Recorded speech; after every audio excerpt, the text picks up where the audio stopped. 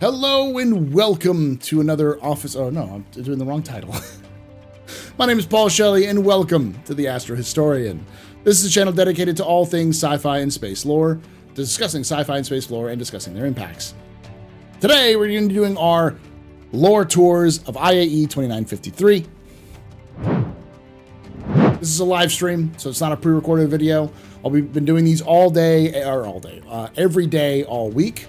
Just to give you kind of quick update, we will be doing Drake tomorrow, but it'll be Drake and the miscellaneous manufacturers, the smaller manufacturers like Consolidated Outland, Argo, Kruger, and Greycat. I'll be combining those two together because of kind of their smaller-ish in terms of their lore and in terms of their numbers. So today we're doing Origin Jumpworks, and if you want to join us live, make sure you check out twitch.tv/theastropub, where I set up about an hour ahead of this stream, and there we kind of move on from that to this and the actual kind of whole setup on the floor. So with that being said, let's go to the floor tour. And here we go. All these folks here are waiting for a tour. So we're going to be talking about the history of Origin. As always, we're going to be talking about the history of Origin first, and then we're going to talk about the actual individual ships and where their backstory is. Now, because there's been some confusion about this, a lot of this stuff is me reading off of notes and kind of remembering from memory. Don't think of these as comprehensive. I do actually have some comprehensive videos on some Origin Jumpworks ships. Specifically, I have comprehensive stuff on the 300i, and I believe the 600. It may not be the 600. But there is lots of lore that I want to cover eventually. It's not a lot of interest in Origin ships, sadly. But that might change, so. All right, with that being said, let's get started with Origin Jumpworks. So Origin Jumpworks has an interesting history because it was founded in around 2750, so towards the end of the Meso era. But their main purpose was to create engines, high-performance engines for civilian yachts and the UAE military. So it's quite likely that especially for capital ships, so it's quite likely that the Javelin uses Origin Jumpworks engines, to give you context. Because they did work with RSI and Aegis Dynamics to kind of build some of their ships. Now, in the 28th century, that was 28th century. Now, after the fall of the Mesers, they began to start transitioning into personal spacecraft. We don't know exactly when this happened, but we do know that the first major ship that they built was the 600, the Origin 600 series, which is the same as what we have today, only it was a cargo ship. They were trying to, like a lot of other companies at the time, trying to fill in the void that was left behind by the fall of the Mesers. When the Mesers fell, a lot of companies that would build civilian transport ships just went out of business, or completely lost parts manufacturers, so they were just useless. So they had to build new ships to meet the demand. This included Crusader, Musashi Industrial Starflight Concern, Drake Interplanetary, and Origin Jumpworks.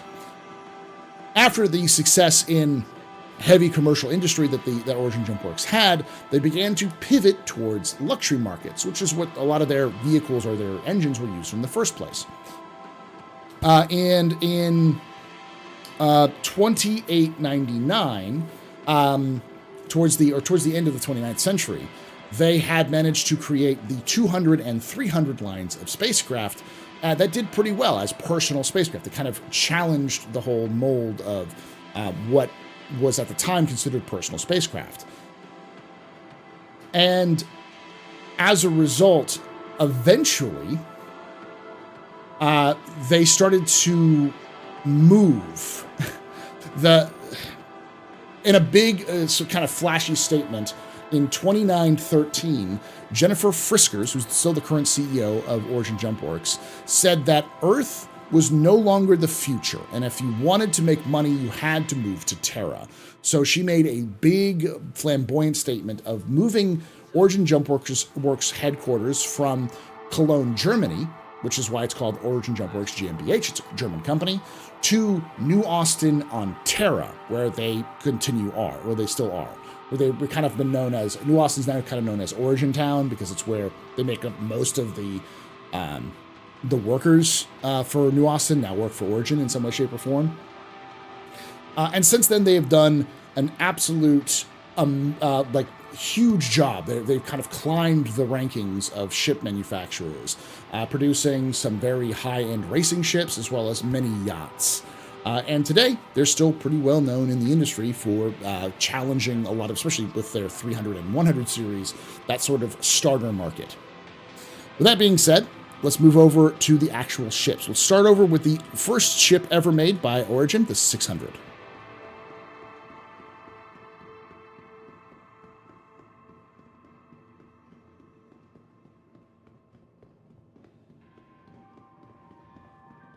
So, as I said before, the 600 was originally produced in the mid-29th century as a hauler ship. But in the 30th century,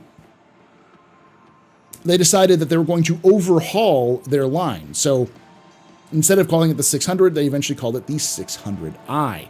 The 600i is a luxury version and was seen as kind of a mid-range yacht. They kind of used it, but this is the same chassis that was on the 100 as well.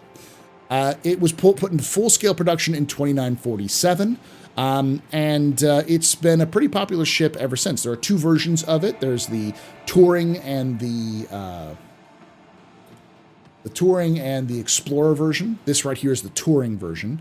There is going to be a significant overhaul of the interior of the ship as well in the coming years, where the Touring is going to gain a little bit more luxury, whereas the Explorer is going to gain a medical bay and a giant cargo bay as well. So with that, let's move over to the other gigantic ship, the 890 Jump. This is the super yacht. If the 600 is the kind of mid-range yacht, this is the high-end yacht. Let's see where the 890 Jump sign is. Oh, it's over here. So, the Origin 890 Jump has a pretty long history, but effectively, in 2852, the CEO at the time, Kane Yolson, wanted to invest in a flagship. And this was announced before they had any plans to build it. They just said, we're going to build a flagship. And everyone loved the idea, but they didn't actually have any designs for the flagship. So it took them many, many times to actually sit down and design this. Eventually, it was developed by an industrial designer, Hadrian Wells. It took them 18 months of development.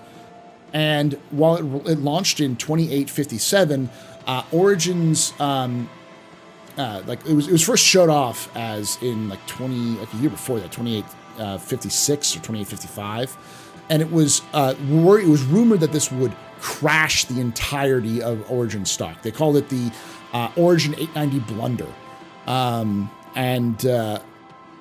they thought that it was just a bridge too far for them to actually make it. They called it the 50 billion credit disaster because it was so poorly received initially.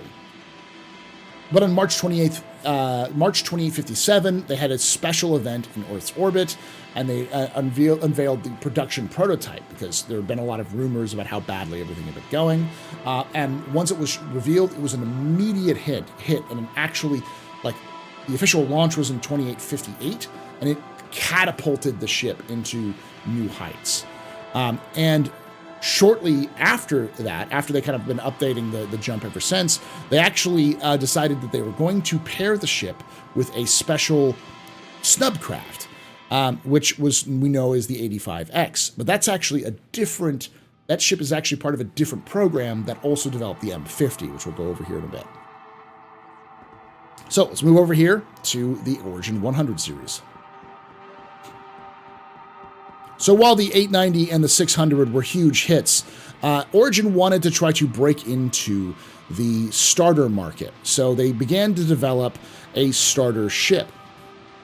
That starter ship began with what's called the X3. Now, the X3 was a design prototype for a starter ship, which started with the 100i. The problem with the X3 was that the X3, the problem with the 100i's version, the X3's version of the 100i, was it just didn't function the way they wanted to. It wasn't very efficient. So they had to make it incredibly expensive and incredibly detailed, which led to this kind of general prototype for the market that they would eventually lead into what we know today as the 200 and the 300 series, though we haven't seen the 200 series. But in the 2950s, 2940s, I think. In the 2940s, the idea of the 100 series was brought back because of a specific new creation called the air fuel system. Let's come over here and we'll see this right here. You see this registered right here? The adaptive intake refinery system. They developed this idea of a new system that would be able to take in particles and convert it into fuel very efficiently. This being known as the air system. But they didn't have any ships they could test the air system on. So they built or rebuilt the 100 series specifically with the air system in mind. So you can think of the 100 series as a prototype ship designed for this prototype system. But it worked so well, they eventually decided to turn it into its own line. This is the 125A, which is the combat version of the 100. And let's move over here. This is the... I believe that's up guns over there. Come on over here. This is the 135C, which is the cargo variant, which has additional storage capacity for the ship. And over here, we have the 100i. This is the first prototype and effectively the first mainline 100 series. This is the baseline. All those other ones are variants. So that is what we have so far. Let's move over to Hall 2 to look at the 400 and the 300 series.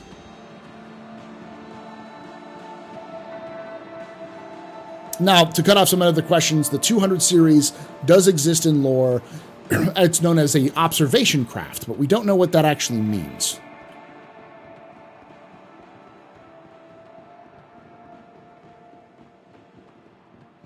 It's only been mentioned in lore as being built at the same time as the 300 series, so.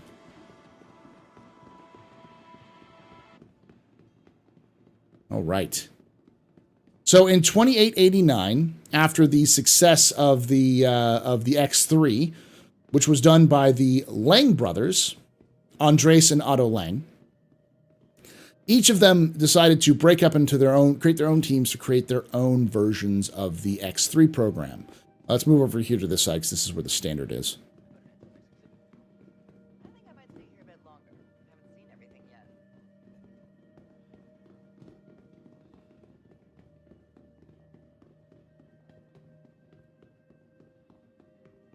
All right, so this is the 300i. Pretty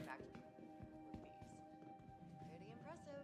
So this starts with the early prototype in 2897. The first hand-machined Origin 300 prototype came out. This was specifically built by a combination of artists and interior designers and traditional spacecraft manufacturers. The problem was that this initial prototype was good, but it was 15 times the price of an Aurora at the time to make. So it was not really a starter ship in any ways. It was designed to compete with the Aurora, but because of the nature of its design, it was much more expensive because of this hand, like, it was like walnut paneling, and it was an extravagant ship that did pretty well in terms of performance. So there was a very, very long battle between, I believe it was Andres. Andres Lang and Origin, because Origin was like, we need to keep this pop this down. And eventually they were able to fight with him over the 14 months and eventually brought down the cost to something like 4 times the price of an Aurora, which was okay for Origin to create. And this was fully revealed in 2899 on December 18th at Baikonur Space Cosmodrome, which was, the original launch sites for early human exploration. And it was a huge success. Its performance was pretty good. It was fairly good in its style, and it completely changed how people looked at spacecraft. The idea of having a personal luxury spacecraft was not really a thing until Origin created the 300 series. Now, it also had an interesting twist. In 2898, there was a court case called Pressman versus UEE, and Pressman was arguing that current advances in avionics meant that older safety standards set by the Department of Transportation and Navigation for upper limits of civilian spacecraft was out of date, and that they needed to update those. They couldn't keep it at these lower rates because they were proven to be successful, and it was unfair burden for modern pilots, especially commercial pilots who needed to get to places faster. The court agreed with this and lifted the limits to the current limits that they are now. So the reason why you have upper limits for your speed is because of legal limits imposed by the courts. And the 300 series was the first ship specifically designed with those new speeds in mind. So when it came out, it was the fastest ship in the UEE, fastest civilian ship in the UEE. So not only was it luxurious, but it was also incredibly fast and only 4 times the cost of an Aurora, which is still pretty expensive, but not nearly as expensive as it could have been. So it was just kind of this revolution in ship design. Now with that, shortly after this, in the early 30th century, we had the creation of many of the variants of this ship. So come on over here with me.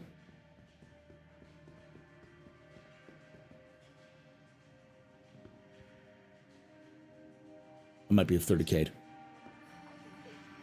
All right, so we're going to keep going until we get 30K, and then we'll rejoin.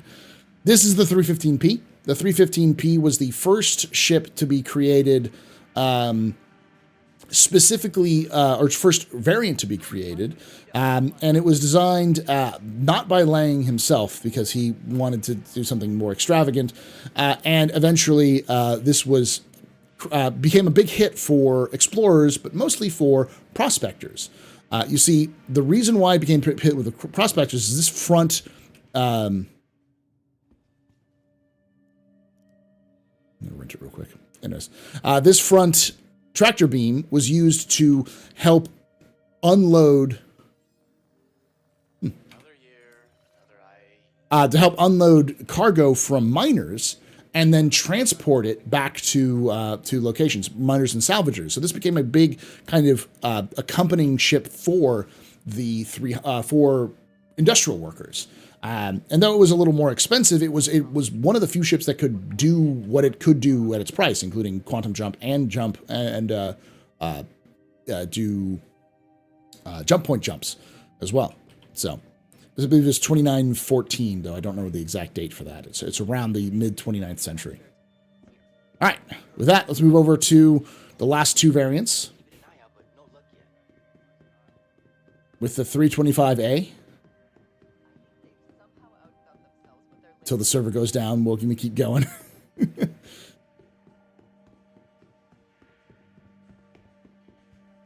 So the 325A is the military variant of the 300. Now, the thing about the 325A is that the 325A was almost certainly, it was almost certainly built for the military. It came out, I believe, in 2940, but was originally likely produced in 2930. Oh, look, we get a nice recovery here.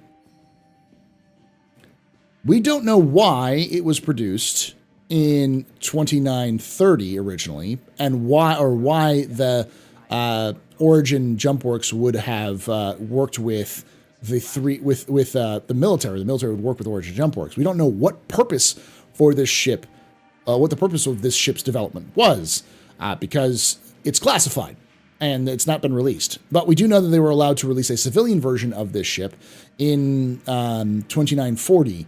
Though, again, a lot of this stuff was designed in 2930. So we know that it was designed at least 10 years before it was eventually released. And then we see Lang's other pride and joy, or I should say, the Lang brothers' other pride and joy, the 350R. So this was a purpose-built racing ship from the very beginning. And the problem with this ship was that it wasn't available to the public for a long time, and it was outdated fairly quickly in its design. Though this was hand-built by the Lang brothers themselves, which is why they didn't build very many. Hand-designed. It doesn't have the interior, the same kind of interior space or luxury. It sacrifices that for larger engines and more maneuvering thrusters. Double checking the more maneuvering thrusters thing.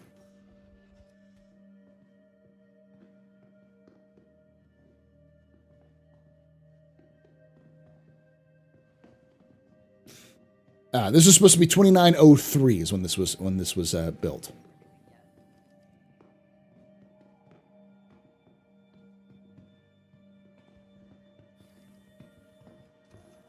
It has 12 maneuvering thrusters versus... No, they both have the same. So a similar number of thrusters, though I think its main thruster is a little bit more bespoke. Yeah, it has a little bit more power, this main thruster does. All right, from that, let's move over to the 400 series.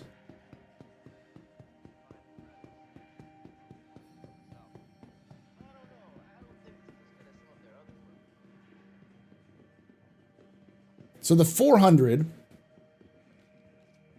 doesn't have a lot of lore that I could find. It was built in the 2940s. 2950 was when it was released. But it's kind of Origin's attempt at stabbing at the Corsair or the Constellations sort of territory. Though it's kind of small for a large ship, it's more kind of in between a medium and a large ship. But it is fairly well regarded. The one thing it does come with, bespoke, is this forward bay over here. This is actually a X1 bay for the X1, what is it called? Not racer, but X1 hovercraft, which was built for, which kind of works with the 400 series. But this is sort of like a touring luxury touring vehicle. So it's not specifically designed, well, not really touring or luxury. It's more like a, you take your friends out camping sort of thing. It's like glamping, as it were. But it's pretty popular amongst those sorts of crowds. With that, let's move over to the next series. I think we're having some 30K issues, but we're going to move over to the downstairs. So we'll be meeting you down there at the bottom floor.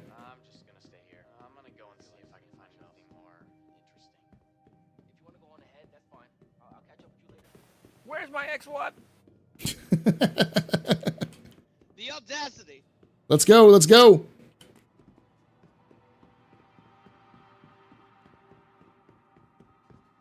I don't know if they're behind me or not.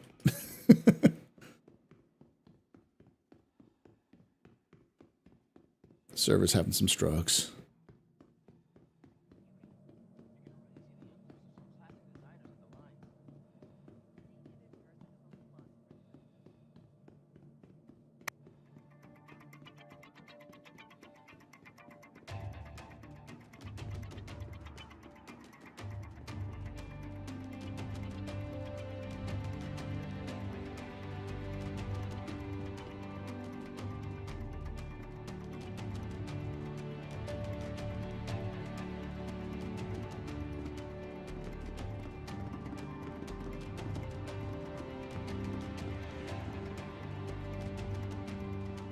All right, I'm going to assume people are coming down to the M50. I'm going to get started here with all these circling, wonderful people here, circling, circling, and circling.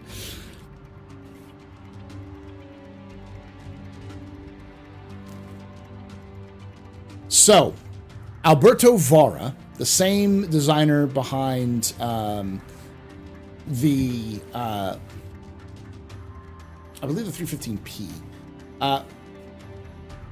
In the late, kind of early 30th century, Origin found themselves to have a large space open for a new ship because of how they were kind of reorganizing their manufacturing, and they discovered that they had a space open that they could produce one ship. And they asked two groups, they put two groups together and had them come up with a design for this new ship. And there were two models, the Y series and the Model XVB. The Model XVB was completed by Alberto Vara and Javro Croy. This Model XVB was the idea was that these ships were designed around racing. So the main focus was trying to get racing, to beat the racing market, or to make a new racing ship. And in doing so, they ended up creating the two ships that we know as the 85X and the M50. The XVB what became what we know as the M50. It was the one that was chosen by the team to be the new ship that was introduced. And in 2920, the first M50 was unveiled at the Imperial Engineering Expo on Terra Prime. And it was seen as the spiritual successor to a ship we don't know about, which is called the X-Sport. And the first M50 was job was to kind of become, embrace the dominance on the racetrack, kind of retain dominance in the racing scene. The problem was it took them a long time to actually get it working. It was available on the civilian market before the first racing models were created. But when it was finally introduced in 2923, the M50 won its first Murray Cup with test pilot Caleb Arlo. And the M50 became the ship to beat for many years to come. And in 2936, a unique thing happened with the M50. So there was a problem with many ships, especially ships that were dealing with, advocacy agents had to often deal with very fast and maneuverable, not enemies, outlaws, especially outlaws which were dealing with smuggling, which were often had souped up fast ships. So one of the solutions was to create a new unit of advocacy agents whose sole job was high-speed takedowns. And for that purpose, they bought, I believe, 50 to 100 M50s and created a new elite unit called Bronson's Bolts.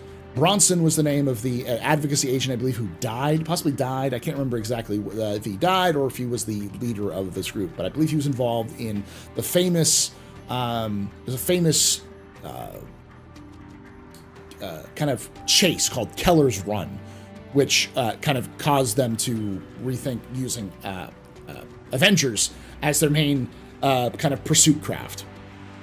This unit is mostly set around the border areas, especially where smuggling happens a lot, with like Xi'an and Banu border worlds, where you see a lot of smuggling coming in and out and faster ships and such.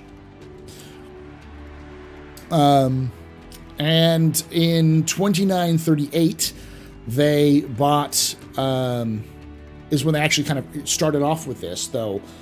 These are custom models which were built by Origin of the M50 for the advocacy, and we don't know where they are anymore. We don't see them because they don't want to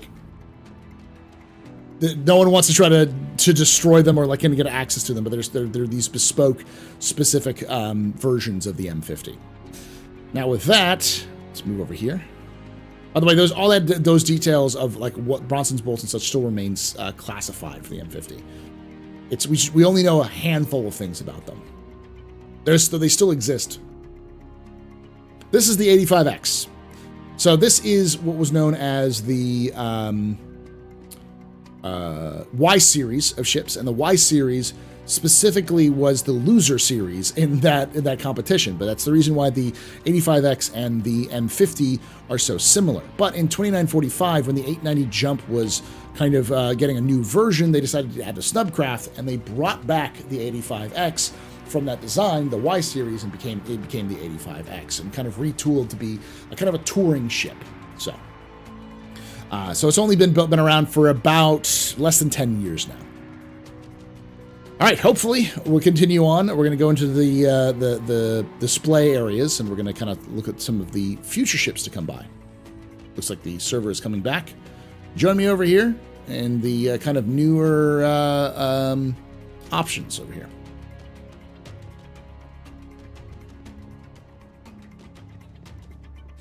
Ah, the X1. I don't know if this is 1-to-1. It looks bigger than it should be.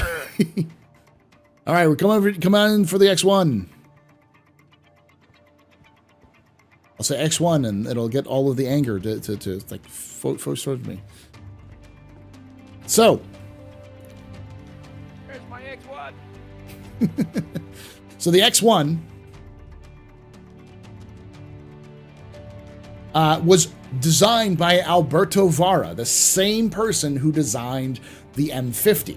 So this is another design project by Alberto Vara. It was built fairly recently. I believe in 2940s, but it was shortly after the creation of the M50. This was his next project. It's built from lightweight polymers and is specifically designed to be seamless, with speed and agility as the main focus, with more thrusters and for maneuvering and such. There are three versions of it. There's the X1, the X1 Force, which is exploration and touring, which comes with an additional generator and a gun.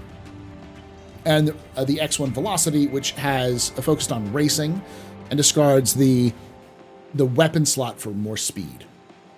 And I believe the X1 also has one size 1 or size 2 guns as well.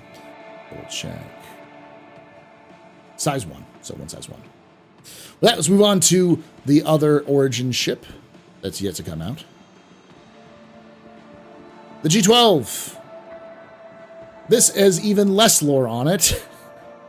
All we know is that the G12 was designed to be a closed cockpit version of the Ursa. There is a military version, which is just right here, the G12A. This was built for the military, specifically to transport VIPs. And my camera is out now. Oh, I'm having one of those days today.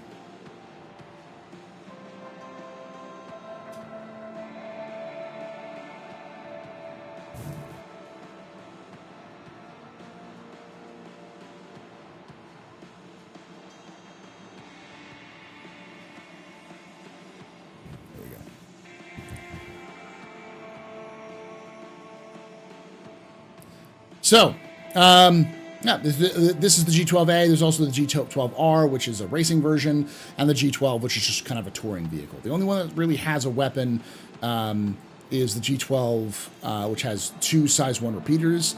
The G12A swaps those repeaters for missiles, AA missiles, and the G12R has no weapons, but it's a racing version. So, with that, let's go outside and see if we can't get some questions before we call it.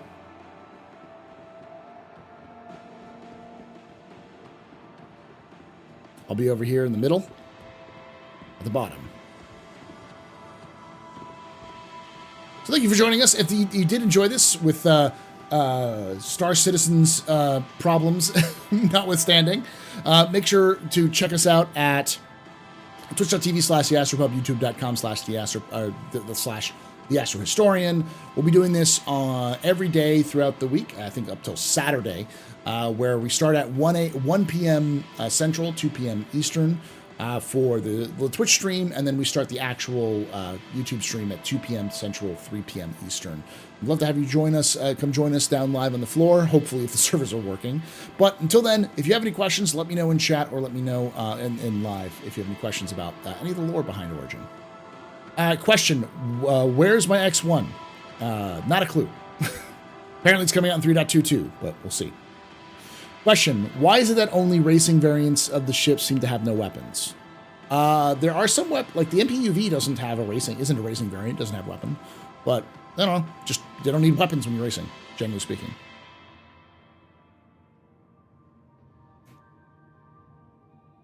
Can you still customize the interior of the 300 series? I think to a small degree when you purchase it on the website, but not in game yet. Does it make sense that no one came to the Origin Expo, seeing as they only sell 1%, sell the 1%? It does make sense. Paul having a schizo moment talking to himself. I always talk to myself. I'm always just talking to myself. As I've said many times, even when I do lore videos, it's just me talking to a microphone. I'm just a crazy person in a room talking to a microphone. I don't believe any of you exist.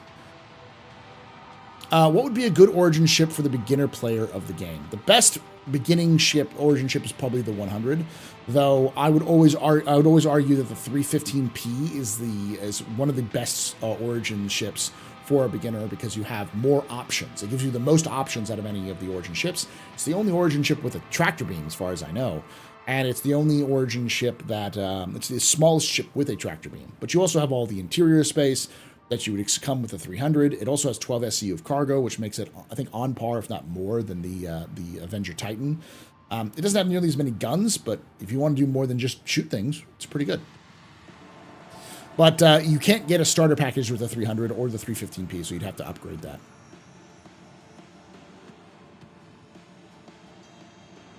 Question, joke. Is it true that the house project design for the X1 is procrastinator? It might be. That would be a funny one.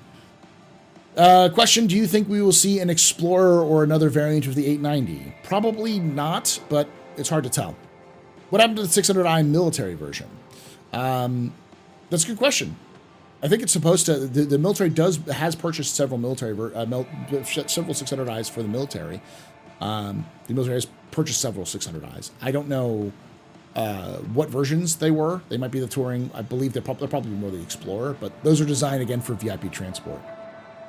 Since Origin is based on Terra, how do you think they're going along with progressive transitionalists? Probably pretty well. For those who don't know, transitionalists are a group who's dedicated to enacting what's known as the it's kind of democratic reform. They want to change the UEE into the Democratic Stellar Union, the DSU, and kind of reform around reform the citizenship system and move the capital from Earth to Terra. They're the smallest party of the main three parties, but they are still fairly popular amongst the Eastern systems. So places like Stanton and other places, and especially companies. Question, has Origin come out with a luxury equivalent to the Starliner? Not that I know of, no. Question, do they still plan on spinning the solar system? Spinning the solar system? You have to give me more specific on that one. Question, 400 versus 600. They're completely different sizes. 400 is supposed to be a medium ship, but it's really more of a large. The 600 is a better one in general.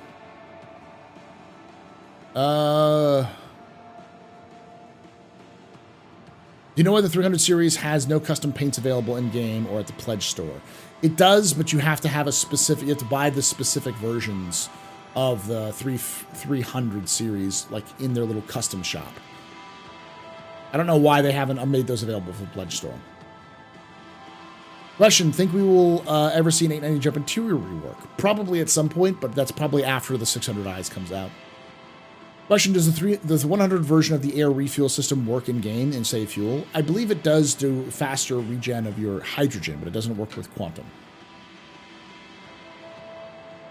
DSU doesn't flow off the tongue as well as the UEE. We would just call it the Stellar Union, or the Union would be my guess. If you had to name it, it would just be called, people would just refer to it as the Union. Like orbits, he means? I don't know when they plan on doing orbits in game. I think they still at some point do.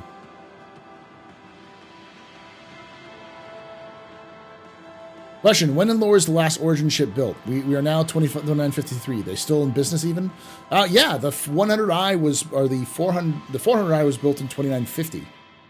The X1 was sometime in the 2940s likely, because it had to have been built before the 400 series, so. This is Star Citizen, so sometimes the lore can get wonky with that sort of thing. And the G12, I think, is also similar. That's a pretty new vehicle. But the 400i was 3 years ago.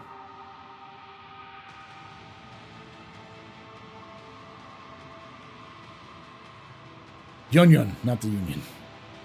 Question, do you think the 400i is the reason why the X1 isn't released? No.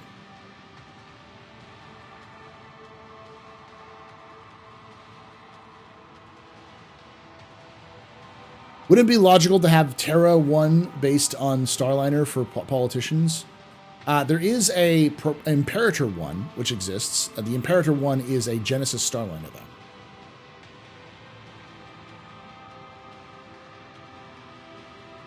Can you fit a rock on a 400 series? I don't know. I don't think you can, though.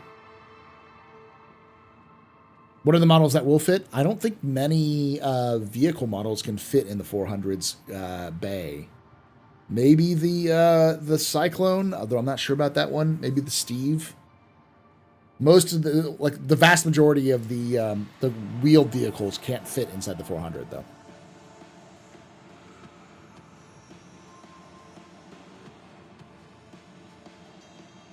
Yeah, the issue isn't necessarily that the vehicles wouldn't fit in the cargo bay. It sits too low for you to drive it in there.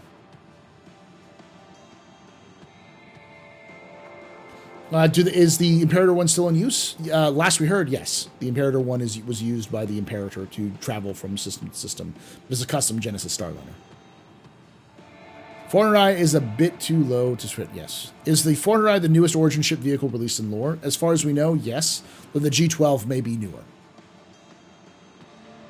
So are they going to rework the 400i? Unlikely.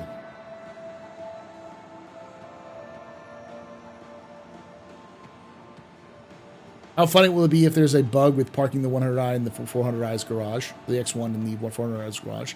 Yes. Crystal King is right. It is heavily modified. Do we know anything about the oldest Origin ship? 600. The 600 commercial ship is the oldest, and my guess is that it was produced in 2820s, because that's around when the peak of the cargo crisis of the 29th century.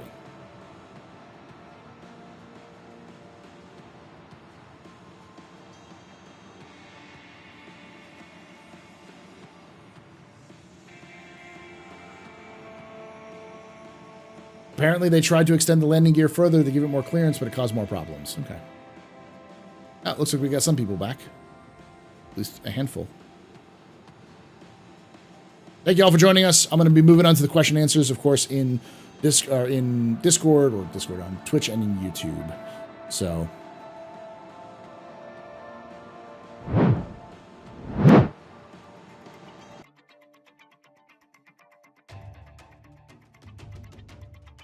Paul, doesn't the 600i commercial count what you said? 300 series in it?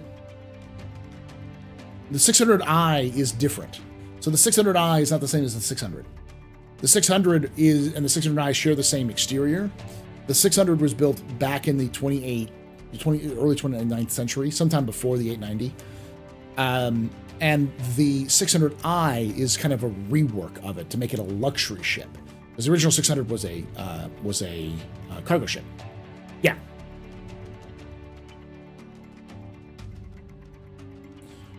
Question, do you think CIG might do something to shake up Origin to increase Origin sales and overall interests? Possibly. It's hard to tell, though. I think the 600i is probably going to be the biggest kind of shake-up for CIG in general, because the 600i becomes a pretty good Carrack competitor once it has its interior rework done. I don't think that CIG hates Origin ships. I just think they don't know what to do with Origin because the gameplay design isn't done for it yet.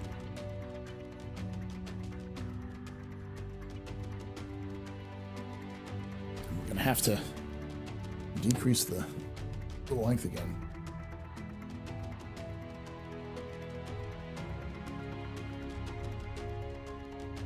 So my head's getting cut off.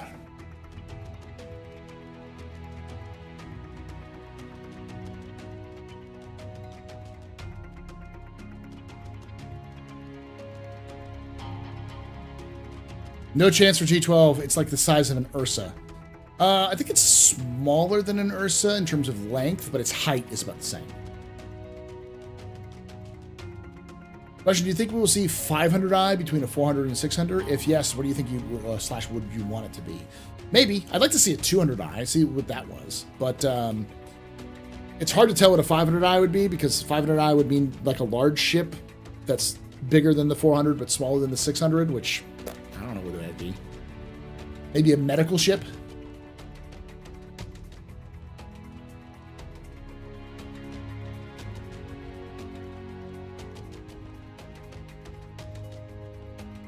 There's not been any updates on the 600i rework, no. Question, think that CIG will make Origin better in pure soft factors, stuff like inertia dampening, excellent life support, tanky, good hacking protection? Probably, as well as fuel distance, I think will be the most option. That'll be more fuel efficient than most other ships.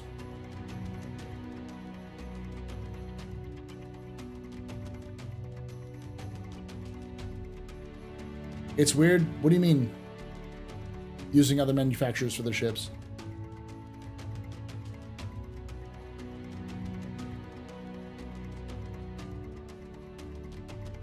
Did I say something stupid again? Question's a little off topic, but do you think we'll ever see an Argo capital ship? Hard to tell. If we did, it would probably be a flying space station. Argos are more about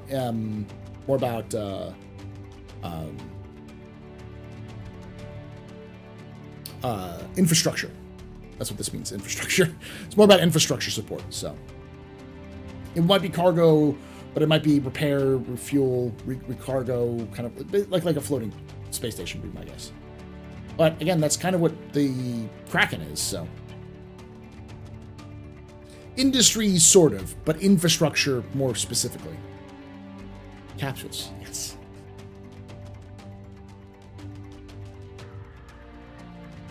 Bougie Space Clinic? Yeah, maybe.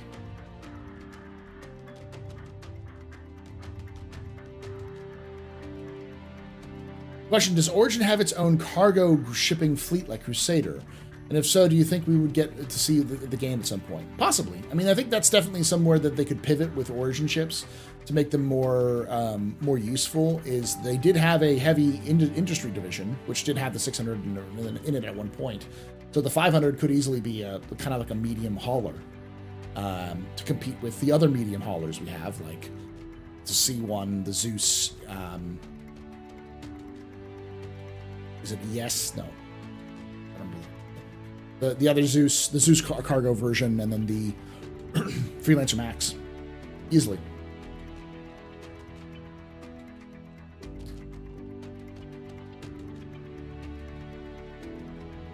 No, I mean, isn't Origin supposed to be 1% of ships?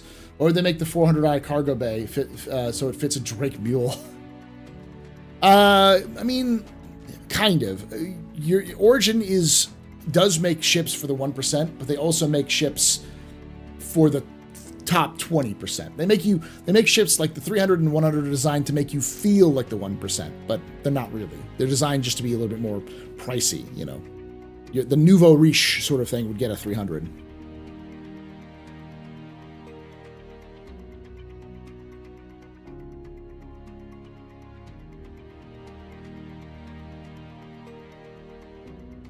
Does Origin make small flying machine like Dragonfly? Yes, it's called the X1.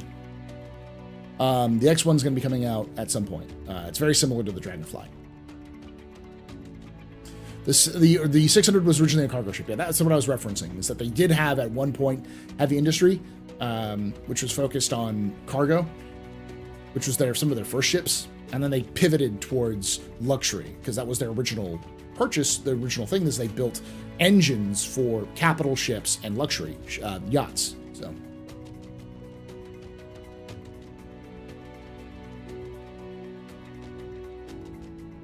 Yeah, we just finished the tour there, Foxen. It's a pretty small, like, Origin is a pretty small day, so. We'll be wrapping up here in about 10 minutes or so. Apparently your X1 is in 3.22.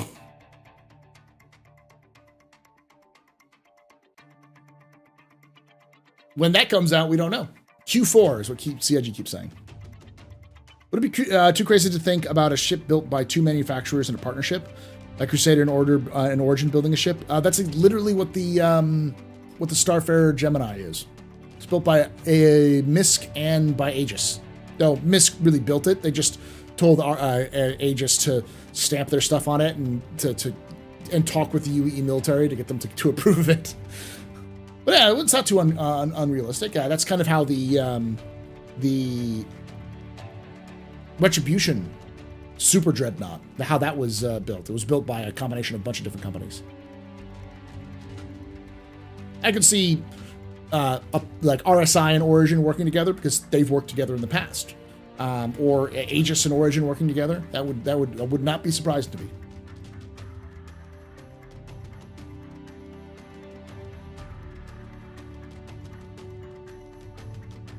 Top 1% of automakers even make entry-level versions. Yeah, but I mean, this is like, it's not really top 1%. It's more like the price range for it is much more in the like fancy level, you know. Meanwhile, Aegis, there's a legitimate risk of dehydration deaths. Yeah, the 400i is extremely well-designed ship for more well done than the Corsair. I would say the 400i is a good design ship for its role. I don't know if I would say it's better than the Corsair. I think the Corsair holds more cargo space, and even though it doesn't have a bespoke bay for, say, its own kind of snub ship, it has more firepower and pretty good living quarters for what it offers, and likely somewhere around the same amount of fuel.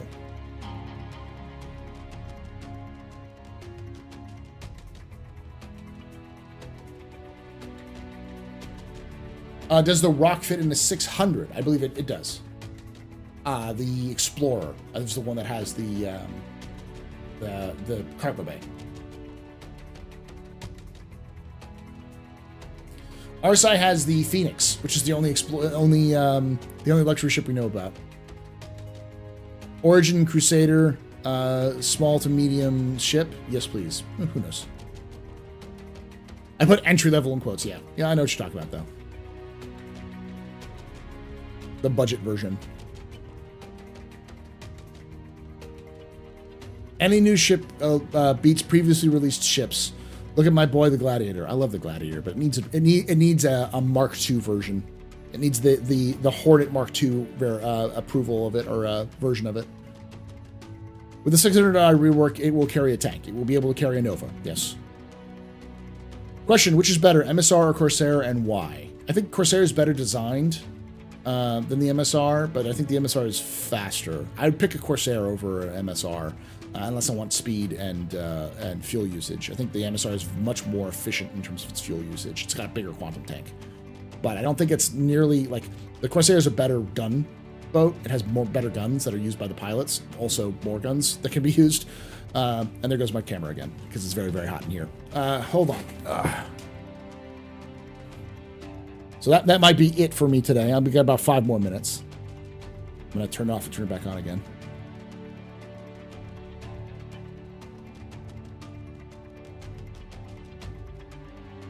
All right. I'm going to turn on the...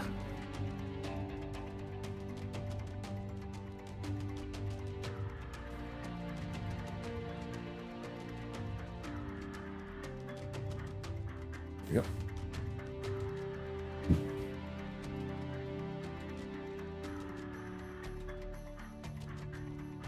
Do you think the Spirit Starfighter will ever be a thing again, since there was the went against modularity in the end anyways? I could see it, if CIG wants to do it.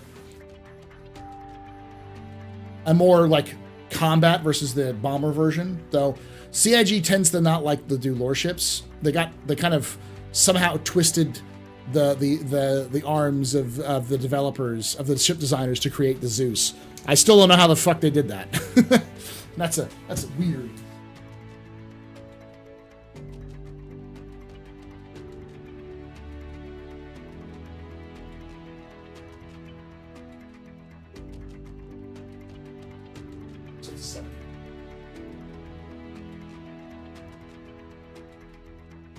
Might get a visit from the cats.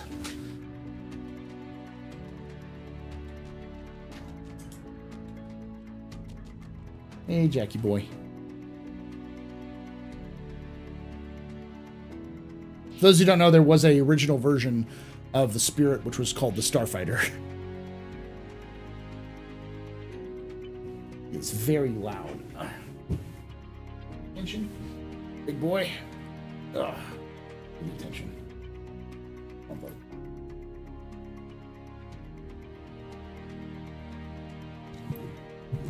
Nope. He wants down. All right. He's gone. He's huge. Like he's big, but he's also like big. He's like 15 pounds, but he's like, I don't know what this is. Like that big? Probably bigger from head to tail is like that. He's a long kitty. He's long, but he ain't lanky. He's boof.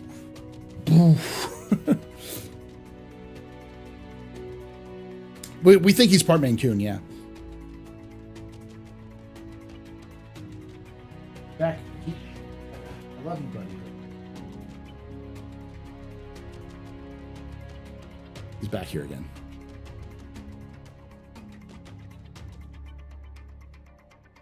Quick question: do you have any interest in 40K as another sci-fi verse? Yeah, I definitely have interest in 40K. Let me show you something real quick. Those of you who don't know, especially if you're on, you just watch my lore videos.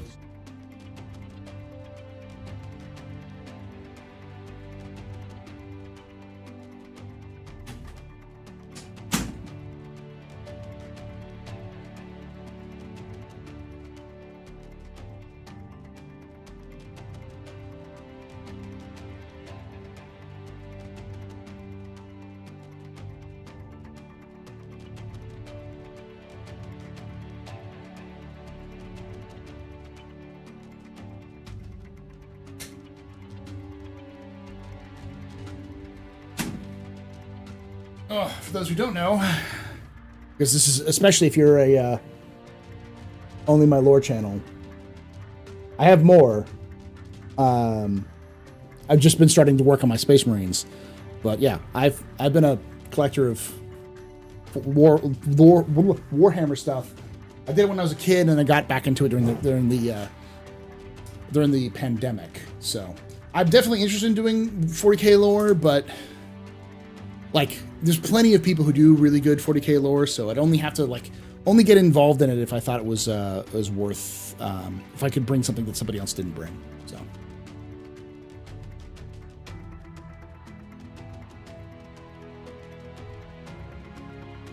Mystics is under Xi'an Tech and some of the ships. It's also a joint venture with them. Yeah, technically with Aopoa. What's the ugliest plane in verse? The ugliest ship in verse? It's the Redeemer. Dog-sized cat. Yeah, he's a dog-sized cat. You discovered the channel now in November, so it's very new here. That's fine, Foxen. So my other channel is The AstroPub on The AstroPub or The AstroPub Live on YouTube. Twitch.tv/TheAstroPub on there. I don't do a lot of 40K stuff there. I do model updates whenever I finish it. Like, I'm working through a bunch of assault intercessors. I've got the last 5 in the box. I got to get those done, which will be done soon-ish, like probably before the end of this week if I have time.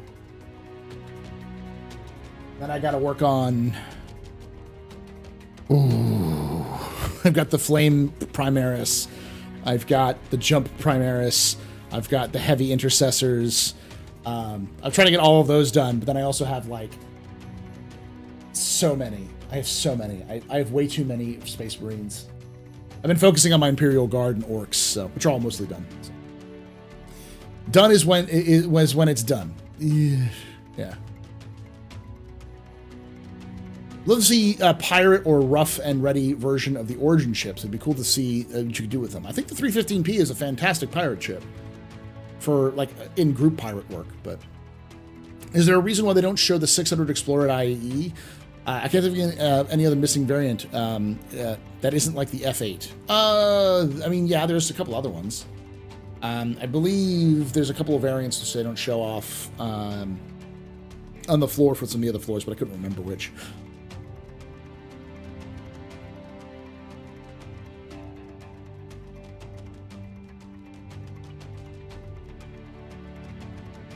They didn't show the E1, yeah, that's true. But they already had the A1 and the C1 there, so.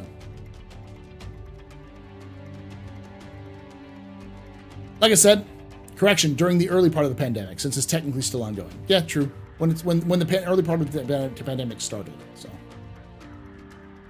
See, the problem is that cats want to be on camera, but they don't actually. They want to be, they can come here and bother me, but they don't want to be on camera.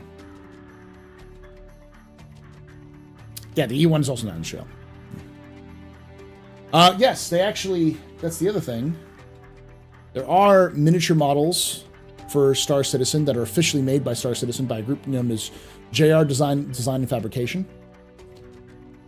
This is one of them.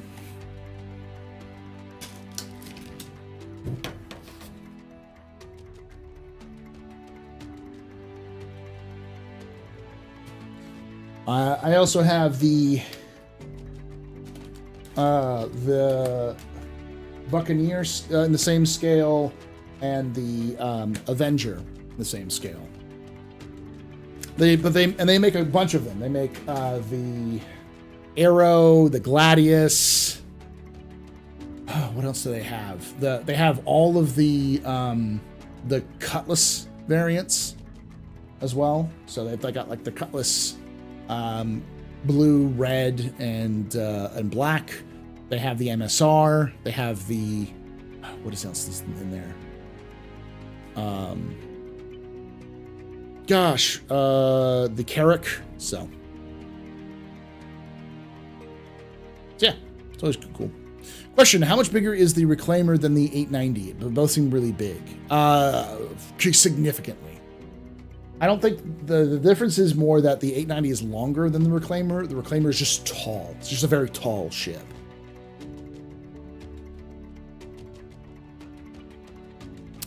So these are pretty, like, I think they're like $20, a little less than $20. What gets you is tax and shipping. They're starting to move their operation from the UK to the US, so they can start selling these in the US. And for cheaper, so it'll be a little bit easier if you live in the US. So they're not too bad, but like if you bought buying this, the shipping cost for this would have been, if this is like $20, this would have been also $20. So it would have been like $40 to get this, which includes 4 ships, which isn't terrible, but it's not exactly a good deal. So if you're buying something, you buy them in bulk. Their larger ships are like $100. So like an MSR, which is like that big. I don't have one, but I wanted to get one. The Cutlasses are pretty big. They're a little bit more expensive. I think they're about $40.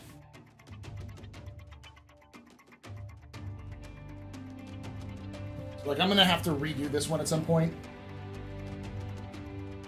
This is the Cutlass that I did.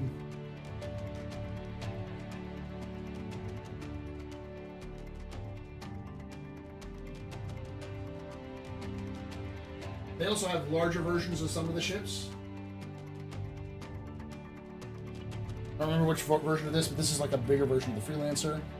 They also make the smaller version of the Freelancer, so like the 5. This is the 1 to 500 scale, which is like the ones I showed off earlier, and this is the larger scale. I haven't painted this one.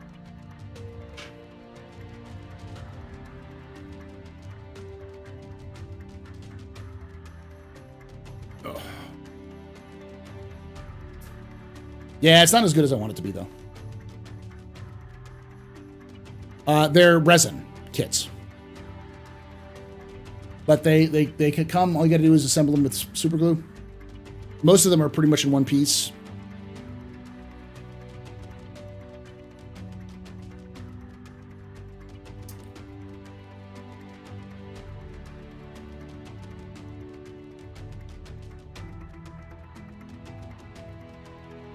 I upgraded my starter ship to a Sulin, and I feel it's a really hard first ship. It is a difficult first ship to fly, but once you figure it out, it's pretty good. It's pretty fun. Yeah, they're designed to be. They don't come pre-painted. They come base, so you have to paint them yourself.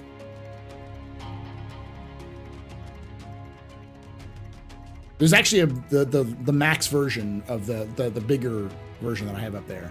That's just a basic version, but they have the max as well. Do I think the Zeus ES is going to beat the 400i? Probably.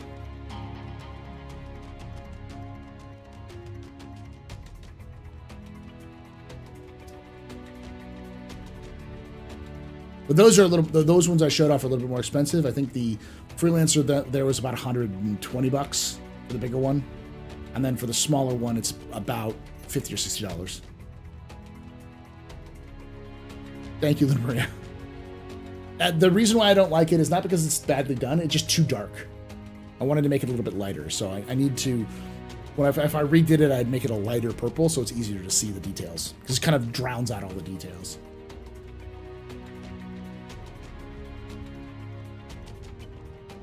Like, you can see, there's, it's good.